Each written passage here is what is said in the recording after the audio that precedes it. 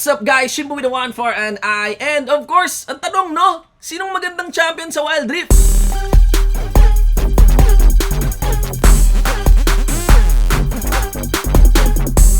Hey guys! Welcome to another video, and this time we are making the top 10 champions para sa mga beginners para sa open beta ng Wild Rift. Regarding this guide, binase ko siya sa kung gaano nga ba kadali gamitin yung champion, gaano kadali maintindihan yung skills niya, and with consideration din kung gaano ka-rewarding kapag nilaro mo yung champion. The easier it is and the more rewarding it is, the higher it gets into this rank. So this is of course my personal list of the top 10 champions for beginners, and of course it doesn't necessarily will agree to others top 10 champions. Take it like my personal suggestion para sa inyo. Okay, simulan na natin kaagad. Number 10, Amumu, the Sad Mummy. Amumu is actually a jungler champion na alam mo yun, ang ganda mag-roam, ang ganda ng wave clear. He is also designed for tank, making him really safe. His kit is actually good for doing crowd controls and actually bending team fights para sa favor ninyo. Now for the skill priority, what you'd want is of course to prioritize Despair, tapos sunod naman yung Bandage Toss and Tantrum for the later part. Syempre kunin mo yung ultimate mo, Curse of the Sad Mummy, every time na may opportunity kang pwedeng gawin. For the items, you'd want to build Liandry's Torment, Rylai's Crystal Scepter, Ionian Glory, Thornmail, Sunfire Cape, and Morelio Nomicon. With this kind of itemization, makukuha mo yung magic damage na gusto mo, not to mention you also get an added crowd control that works really well for Despair because of the slow na nakukuha doon sa Rylai's Crystal Scepter. Syempre, meron ding durabilities na kailangan mong i-secure for Amumu because it scales really well with his Tantrum skill that requires actually for him getting hit para mas effective yung skill na yon. Para naman sa runes, you'd got Aftershock, Triumph, Backbone, and Hunter Genius. This kind of spells really works well then for the tank aspect ni Amumu, and the Triumph helps you in finishing up kills. Lalo pa you'd want to be very snappy the moment that you land your ultimate, the Curse of the Sad Mummy. Being a jungler, syempre kukunin mo ang Smite and Flash spell sa kanya. Number 9, Malphite, the Shard of the Monolith. Malphite is actually what I call, no insult, pero parang brain dead champion. Napakadali niya gamitin, mga kaibigan. You just stay into your lane and of course, ipadaan mo lang yung shard mo sa kanya. You just spam it. And if you actually build yung style ko, no, Fimbulwinter on him, hindi ka mamomroblema sa mana. And you have the option to play really safe, at kapag may opportunity, you can go all in with your own ultimate, the Unstoppable Force. Now, for the skill priority, you'd want to prioritize getting your first skill, then you add up your third skill for that AoE, and your number 2 skill naman for that armor and AoE kada auto attack. Syempre, matik kunin mo yung ult mo the moment you can. You'd also want to always spam and use that ult. Huwag ka masyadong shy type sa paggamit ng Unstoppable Force ni Malphite. For the items, you'd want to pick up Rod of Ages, Luden's Echo, Mercury Locket, Rabadon's Deathcap, Randuin's Omen, and Adaptive Helm. With this kind of item, once again, an AP Malphite would be good for you. You'd always be a very big threat against sa kalaban. Lalo na pag alam nilang meron ka ng 2 core items, magiging mindful sila sa paglapit sa teamfight nyo. Lalo pa kapag napapansin nyo, no, ang mga uso sa laro ngayon sa Wild Rift, puro momentum base, sama-sama, tas todo push lang ng push, at pa isa-isang napipick off din yung mga teammates mo. But with Malphite, they'd want to think twice when grouping up. For the runes, you'd want to pick up Electrocute, Gathering Storm, Regeneration, and Mana Flow Band. With this kind of runes, there is of course the burst na pwedeng i-provide ng Electrocute. You also have decent scaling with the Gathering Storm, and with the Regeneration and Mana Flow Band helps you in maintaining your lane during those phases na medyo mahina-hina pa si Malphite, lalo na sa ibang mga duelists. Pero trust me, just stay and endure that lane. Mataas yung chance mananalo ka dun sa lane mo. Basta di ka magpapagank. For the spells, you'd want the Ignite and of course the Flash spell for him. Number 8, Annie, the Dark Child. Now, Annie the Dark Child is a mage champion na merong summon na T-Burst, no? She is designed to burst halos karamihan ng spells niya with the exception only of her third skill, at ang gandahan ng kanyang lane management din. Pwede hindi siya nauubusan ng mana. You have the freedom kung alam mo laruin yung first skill niya to not even pick mana regeneration items just because merong mana refund yung first skill niya. Annie is all about setups and getting the burst down onto a single target or hopefully multiple targets with your Bear T-Burst. For the skill priority, you'd want to pick up your first skill, then next would be the second and the third skill. Be sure to utilize din yung passive mo as you juggle between those skills so that nakukuha mo lagi yung stun and you hit it on the right moment, no? And syempre, kunin mo rin lagi yung ult mo. Now for the items, you got Luden's Echo, Awakened Soul Stealer, Ionian Proto Belt, Rabadon's Death Cap, Morello Nomicon, and Void Staff. This is all about magic damage. This is all about burst. The Awakened Soul Stealer works really well with the Bear T-Burst, lalo pa you'd want to always have that ult na available para sa'yo, para threat ka palagi sa kalaban mo, and of course, you know, hit that ultimate when it matters. The Ionian Proto Belt also works well with Annie, para hindi mo kailangang i-burn yung flash mo kung sakaling gusto mo mag-initiate or mag-engage. You can also extend your engage using the Ionian Proto Belt and even use that for an escape. May damage din yung Ionian Proto Belt. Syempre, for the runes, you'd want to pick up Electrocute, Gathering Storm, Regeneration, and Sweet Tooth. Pag burst, Electrocute talaga ang kukunin mo. Gathering Storm for the proper scaling, and Regeneration naman for your lane management. Do not forget to pop that Honey Fruit using that Sweet Tooth. Tandaan nyo rin na kapag may Sweet Tooth rune kayo, hindi lang gold na makukuha nyo sa Honey Fruit, but that is an additional 25% doon sa health and mana na pwede nyo makuha sa Honey Fruit. For the spell, you pick up an Ignite and also Flash. Number 7, Garen, the Might of Demacia. Now for a quick description of Garen, isa si Garen sa pinakamadali talagang laruin na champion for League of Legends. Lalo na rin dito sa Wild Rift. Walang mana, cooldown lang ang kailangan gamitin. Ang ganda ng kanyang durabilities, meron siyang innate regeneration, and ang taas ng kanyang AoE damage, no? Ang bilis niya mag-clear ng lanes. Basta wag ka lang masyado mapaharas sa lane mo kasi ang kahinaan lang naman ni Garen talaga ay immobility. Pero interestingly, yung kanyang first skill gives him enough movement speed, not to mention pag naipatama mo, may silence pa. For the skills, you want to pick up your third skill, then first, then your second for that durability. Tapos automatic na yung ult. Whereas for the items naman, pipiliin mo ang Black Cleaver, Sterak's Gauge, Guardian Angel, Mercury's Glory, Deadman's Plate, and Thornmail. Makikita mo nga dito na talagang utility ang kailangan mo makuha para kay Garen. Kailangan mo ng Armor Shred, kailangan mo ng movement speed sa kanya, and finally, kakunatan din kasi nga, kung hindi ka ganun ka-mobile at medyo ang baba ng options mo para makatakas, whenever you start to engage, you'd want that durability. For the runes naman, ang kukunin mo would be a Grass of the Undying, Brutal Regeneration, and Sweet Tooth. With the exception of Brutal, the Grass of the Undying, the Regeneration, and Sweet Tooth helps you with maintaining once again your lane. Ang ganda ng Grass of the Undying para sa mga high health champions if you want to get that regeneration down as well.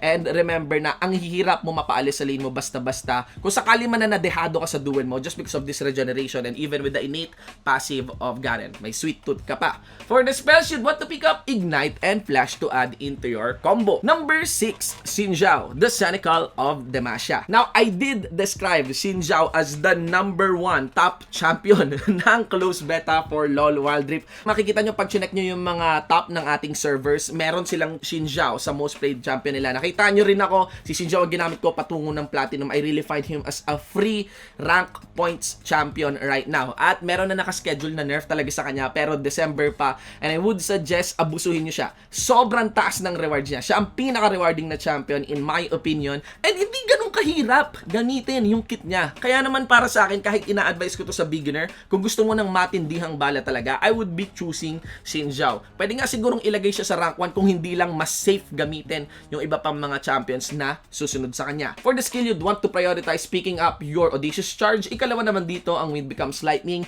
and your first skill which is the 3 Talon Strike. Interestingly, pinapauna talaga natin yung third skill para sa kanya para doon sa attack speed bonus niya in clearing up those jungle camps, katulong na rin ng Wind Becomes Lightning. Wag na wag mo ring kakalimutan yung kanyang ultimate, the Crescent Guard, which allows him to have that invulnerability against ranged champions every time na meron tumitira sa kanya sa labas ng circle niya. For the items, you'd want to pick up Yumus Ghostblade, Trinity Force, Mercury's Glory, Guardian Angel, Thornmail, and Randuin's Omen. The Yumus Ghostblade allows you to roam easily onto the map, and the Trinity Force is like just a really well-rounded offensive item para kay Xin Zhao dito. Mercury's Glory, another utility na naman. Tenacity plus movement speed for him, and of course, the Guardian Angel, Thornmail, and Randuin's Omen buffs up his defenses. Of course, para naman sa runes, Conqueror, Triumph, Hunter, Titan, and Pathfinder. The Conqueror just really works well on any on-hit hero, tapos yung Triumph naman ay pang-finisher mo, especially on those low health targets. Hunter, Titan for added tenacity, and the Pathfinder works really well para sa mga roaming junglers, lalo na yung mga walang dashes at nakarelay lamang sa paglalakad.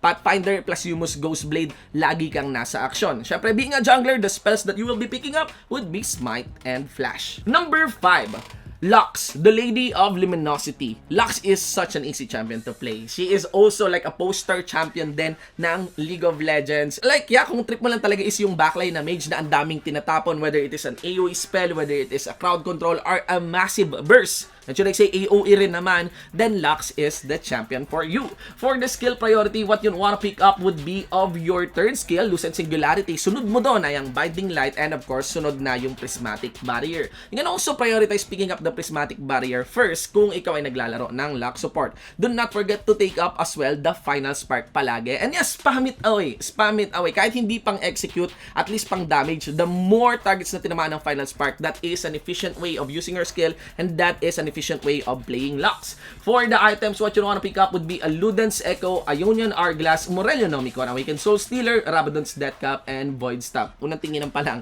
burst talaga ang habol mo dito sa ganitong klaseng itemizations para kay Lux.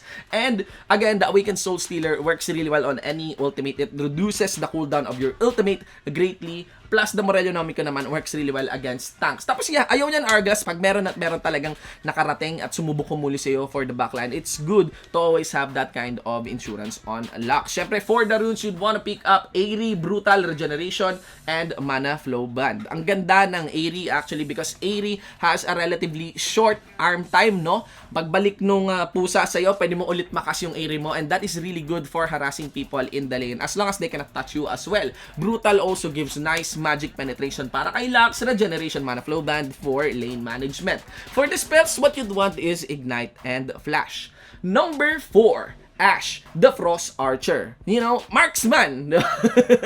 Marksman. I mean, sabi nila, ang pinakamadaling laruin daw na role ngayon sa Wild Rift ay ang Marksman role dahil pipindot ka lang, aatake ka lang talaga as long as you get the scaling down.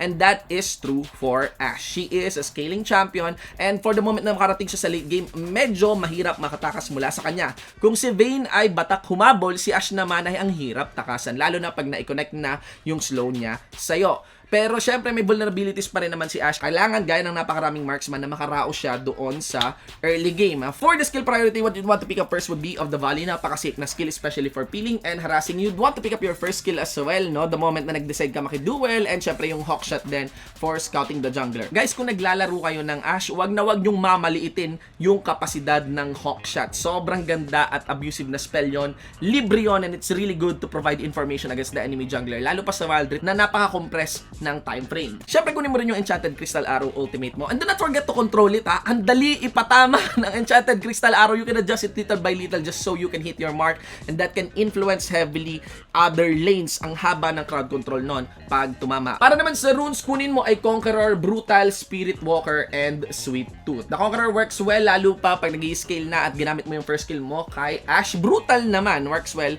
for that early game damage and harassment. And the moment that you decide to fight after initiated on with the Enchanted Crystal Arrow, interestingly, pwede ka rin mag-Gathering Storm, pero okay yung Brutal. It fits really well with the first skill and also with the Volley. Spirit Walker naman para hindi ka basta-basta may slow, and Sweet Tooth for that added gold. Ang laking bagay nun, hindi lang gold nga makukuha mo pag may Sweet Tooth ka. Pagdating sa Honey Fruit, you also get added regeneration. That means more staying time in the lane, and that means more gold for you to take. For the spell, syempre kukunin mo ay Barrier at Flash. You can go for heal, but Barrier so that you can prevent Ashe from getting one hit. Barrier provides more protection than heal, wala lang yung movement speed. Number 3, Jinx, the Loose Cannon. Yes, feeling ko lagi at lagi nyo nakikita to si Jinx. She is an epitome of a scaling AD carry. Carry, literal. Marksman, ladies and gentlemen. She just scales so well, lalo na pag nakukuha niya yung passive niya. Get excited the moment she takes down champions through assist, and the moment she even takes down turrets then through assist pa rin. Mga kaibigan, for the skill priority, you'd wanna pick up your second skill. That would be of the Zap. Sunod naman syempre yung Switcheroo, and third would be the Flame Jumpers. Kunin mo rin syempre yung ult mo. Do not forget na gamitin yan at ipatama. Kahit mag-miss, at least makuha mo yung practice, diba? Syempre, para naman sa items, you'd want the Blade of the Ruined King, Phantom Dancer, Glutinous Quicksilver, Infinity Edge, Rapid Fire Cannon, and Mortal Reminder. Interestingly, yes, you can rush the Infinity Edge para kay Jinx, pero alam niyo bang napaka-reliable ng Blade of the Ruined King? It provides attacks, it provides lifesteal for Jinx, which scales really well sa kanyang switcher. Mas mabilis yung attack speed niya, at ang dali ma-proc yung slow ng Blade of the Ruined King. For dueling, napakalaking bagay actually, no? May pagka-underrated. Pwede mo namang i-pick up din yung Infinity Edge later on. Ngayon, para naman sa runes, you got Conqueror, Brutal, Spirit Walker, and Pathfinder. Conqueror Brutal, medyo nakukuha nyo naman na to. Talagang yung Brutal lang, ang laki nung penetration na napoprovide nun onto the early game. And that lead early on would be very rewarding para sa AD carry nyo. Spirit Walker removes the slows, and interestingly, may Pathfinder tayo dito. Kasi di mo naman kailangan talaga ng cooldown reduction or mana para kay Jinx. Ang kailangan mo movement speed para makarating at makalipat o makaresponde ka sa mga laban, especially for that mid game. Napakalaking bagay nun kapag nakasali or nakapulis ka agad effectively ang Jinx natin. Of course, being an AD carry, you'd wanna pick up heal and flash for the spell. Number 2, Ezreal, the Prodigal Explorer. Now, Ezreal is also one of my top champions then during the close beta, and he ranks number 2 for beginners here in Wild Rift. Yes, hindi ganon kadali gamitin talaga si Ezreal. Even pag chinek mo yung wiki page niya, nasa 1 bar lang yung difficulty level niya because he's very, very safe. You just poke. If it misses, you just poke again. There are so many itemizations na binuff palalo mula dun sa Tear of the Goddess and Mana Mooning that makes Ezreal unlimited on the mana, just with the Mana Mooning alone. Tapos, kung things go south, you can just use your Essence Shift. Napaka-safe nga talaga gamitin ni Ezreal dito. For the skill sequence, you wanna pick up your first skill, yung poke mo, of course, Essence Shift, third, and your second one. Pick up your ult anytime and spam it. Spam it for lanes, spam it for minions.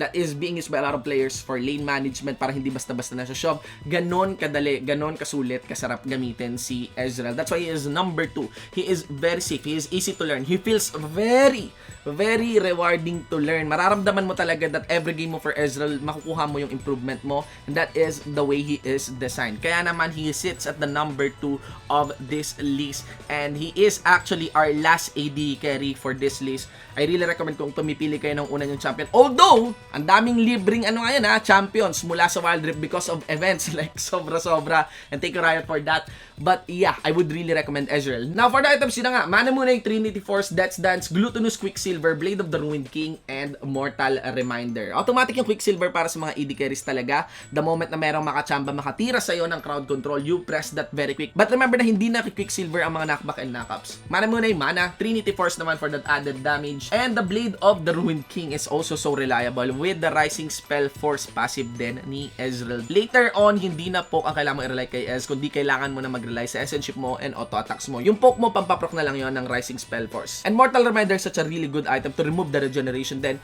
mula sa mga tanks. For the runes, you'd want Conqueror, Triumph, Regeneration, and Mana Flow Band. Again, Conqueror works really well with the passive of Ezreal, Rising Spell Force, Triumph for the finisher, lalo pa kapag may binagsakan ka ng ult mo, habang Regeneration naman and Mana Flow Band really works and fits well para doon sa Mana Mooning mo at kakaspam ng spells mo. Kapag meron ka ng Tear of the Goddess, go crazy with the spells, go crazy with the skills. Try mong ubusin yung mana mo, ang hirap gawin. And syempre, for the spells, just pick up heal and flash. And finally, the number 1 champion para sa mga beginners. Yes, na ire-recommend ko. Kung beginner ka, hindi ka magsisisi na itong una mong lalaruin, napaka-rewarding, maraming matutuwa sa'yo, although baka marami kang kaagaw sa champion na to. And even if you don't play this champion, along the way, you might be required to play this champion really just because of how good he is and how easy his kit is, and that is gonna be of Blitzcrank. Yes, Blitzcrank. Again, itong listahan na to guys ay nakabase kung gaano kadali gamitin ang isang champion at kung gaano siya ka-rewarding. Blitzcrank is so easy. I would not say madali ipatama ang hook, pero napapractice yon. At marami tayong mga players na kayang-kaya naman talaga gawin yon. Pero sobrang dali gamitin ni Blitzcrank in such a way na hindi mo kailangang problemahin yung scaling niya. Basta praktisado at kapa mo lang talaga yung pag-connect ng hook, or kahit hindi mo nga i-connect yung hook kahit marunong ka lang mang-pressure ng kalaban, napaka-rewarding na ni Blitzcrank. There's just so many things that you can do with the hook of Blitzcrank. Pwede mong isabotage yung jungler ng kalaban with a simple hook onto his own buff and reset that camp. That is already rewarding in itself. At napakarami pang iba. Meron din siyang silence, meron siyang movement speed, meron din siyang knock-up. All of this is done for a support. And kaya nga na sinasabi ko walang problema siya sa scaling kasi kahit yung recommended items niya, walang masyadong special item na kailangan or required talaga sa kanya. You can go experimental with him because he is just reliable on his kit, not on his own items. And support guys. Hindi ganun kadali makaipon para makakuha ng item pag support ka sa LoL. Anyway, for the skill priority, you'd want to max out your rocket grab. Of course, isunod mo dyan yung knock-up mo and syempre your movement speed on skill number 2. Pick upin mo rin syempre yung ult mo, and that's really good for shoving lanes and pushing lanes, and you can also spam that dahil ang ikli lang rin ng cooldown niya. Also note the fact na meron ding passive si Blitzcrank that gives some lifeline for him. Maybe you would want to consider that lalo na kapag nang i-initiate ka o nang pe-pressure ka ng kalaban. For the items naman, you'd wanna pick up Swift Locket, Locket, Protector's Vow, Ziggs Convergence, Deadman's Plate, Randuin's Omen, and Iceborne Gauntlet, no? Very, very standard itemizations in the form of the Protector's Vow and Ziggs Convergence. Tapos, Swift Locket. Swift, napaka-importante ng movement speed para kay Blitzcrank. You know, talagang nakaka-pressure lang pag may umiikot-ikot na Blitzcrank sa harapan mo. And syempre, Iceborne Gauntlet works well with the armor provided ng Deadman's Plate and Randuin's Omen. For the runes you'd wanna pick up Aftershock, sa sobrang dami ng crowd control niya, got Weakness, Loyalty, and Pack Hunter, you know? So it's all about crowd control and also sticking to your ADC to make the most of your runes. And for the spells, my recommendation would be an Ignite plus Flash because you really want to get that kill down. You can also opt into choosing Exhaust, you know? Kung feeling mo talaga may makakadikit sa AD carry mo. Syempre, may mga champions tayong special mention for this. You got Nasus, no? Which is a scaling tank. And of course, gusto nyo makakuha ng stacks. Ang dali sana ng mechanic ni Nasus, pero ang hirap malaman ng maraming players kung kailan ka lalaban talaga. Merong mga Nasus na parang next game na gusto makipaglaban. You also have Dr. Mundo. Quite an underrated champion really. Kaya ko lang siya hindi ma-recommend siguro because hindi lang ganun kadami naglalaro sa kanya. Pero if you look at this, I think he is really underrated at ang dali lang talaga maintindihan ng kit niya. He established a lot of pressure para sa team ninyo. You also have Braum for the support position. I think really good Braums, loyal Braums are very rewarding. I just think ganun lang dahil hindi lang talaga ganun ka-popular yung pag-pick up kay Braum. And there's still a mystery that remains ano talaga yung effective na marksman for him. Maybe antayin natin lumabas si Lucian. And Alistar. Alistar is really such a good champion. Ang dali rin maintindihan ng kit niya. Although to play Alistar at its most efficient form requires a special combo, and that is of course the Headbutt Pulverize combo na minsan hindi pa nakakuha ng karamihan, no? So siguro gawa na lang tayo ng guide for it. Had it been na marami na sanang sanay sa paggawa ng Headbutt Pulverize combo, ang dali sana niya ma-recommend. Yung specialization niya may pagka-insect kick level, kaya hindi ko rin siya ma-recommend ng todo sa list na to. We got Miss Fortune, no? Whose kit is also very easy to understand. Pero during the active meta right now, feeling ko lang ang dami mga players ang hindi pa rin naiintindihan. Kailan ba talaga dapat lumalaban, no? Or anong distance yung maintain mo when you are playing Miss Fortune. And finally, Master Yi. Master Yi is a really good beginner champion na ang dali lang din maintindihan ng kit, mga kaibigan. But to play him effectively, and I know yung mga Master Yi players, alam ito, hindi biro, hindi ganun talaga kadali malaro si Master Yi in a very efficient manner. Madali maintindihan yung skill set niya. Tira ka lang, mag-scale ka lang, ang hapde, wow, mega kill, pentakill, quadra kill, pero hindi biro yun. There is a certain wisdom to really pull it off consistently on consecutive games. Again, this is just a personalized suggestion for you, itong ating top 10 beginner champions. And yeah, I mean, the best way to really go on about Wild Rift is to try out the champions. Meron naman tayong active na free champion rotation, tapos up to level 10, may libre tayong mga champions, tapos sa mga events din, ang dami nating libreng champions. I feel like ang dali, halos pinapamigay lang nila yung champions for Wild Rift. So, really go out for it, really go for it. And of course, I also recommend to not pick up easy champions din. Pick up champions that you really want to play, that really represents your playstyle or napopormahan kayo. Kasi ito, ang importante is nag-e-enjoy kayo sa paglalaro. Although, be considerate lang din talaga doon sa mga players na bago lang talaga sa Wild Rift or more so bago lang din sa mga champions nila. Let us not condemn them kasi alam naman natin na lahat tayo dumaan sa pagiging baguhan. Lahat ng mga pinakamagagaling ay dumaan sa pagiging baguhan. And yeah, that's it for my video. I'd just like to send a special shout out kila Marcus, Lucio, Vito, and Inigo. And also, binibigyan ko rin pala ng special shoutout ang United Nations High Commissioner for Refugees, no? Big shoutouts to Ronjan Roasa na nandyan sa SM Mega Mall and his team who's spreading the advocacy of UNHCR. It is a foundation that helps and aids yung mga nadi-displaced because of conflict, threats, calamity. So far, they're still helping the victims nung Marawi, mga kaibigan,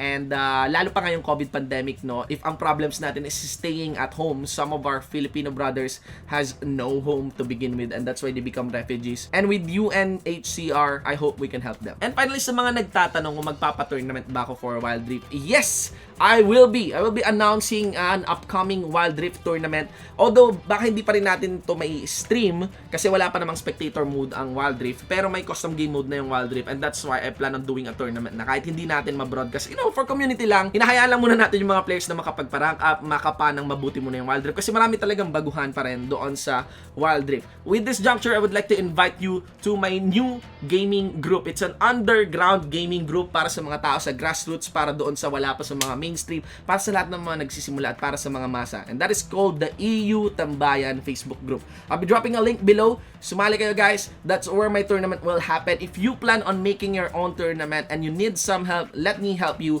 through that group. EU Tambayan on Facebook. Check it out. And yeah, maraming salamat sa lahat ng mga nanood. Sana may natutunan na natuwa kayo sa panonood ng video na to. Like if you like the video, subscribe to support the channel. And I am Shinbu with a 1 for an eye. Always saying na lahat kayong gamers, mabuhay!